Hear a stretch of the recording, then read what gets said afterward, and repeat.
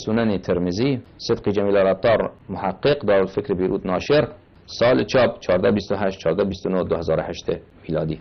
صفحه 645 باب ما جاء في حلول المسخ والخسف، حديث 2217.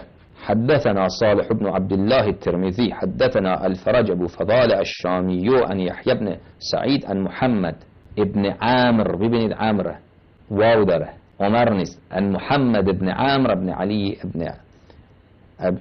ابن ابي طالب عليه الصلاة والسلام. این محمد ابن عامر ابن علي عن علي ابن ابي طالب عليه السلام که اسم فرزند امیرالمومنین علیه السلام عمرو نه عمر. فرق عمرو و عمر اینه که عمرو با واو نوشته میشه، عمر بدون واو. اونجا که واو داره باید عمرو خواند، اسم عمر نبوده، عمرو بوده. و همین مطلب در کتاب تبری آمده، ابن ابی شیبه در المصنف خود آورده در جلد 7 صفحه 255، ابوالفرج اصفهانی در مقاتل الطالبین آورده.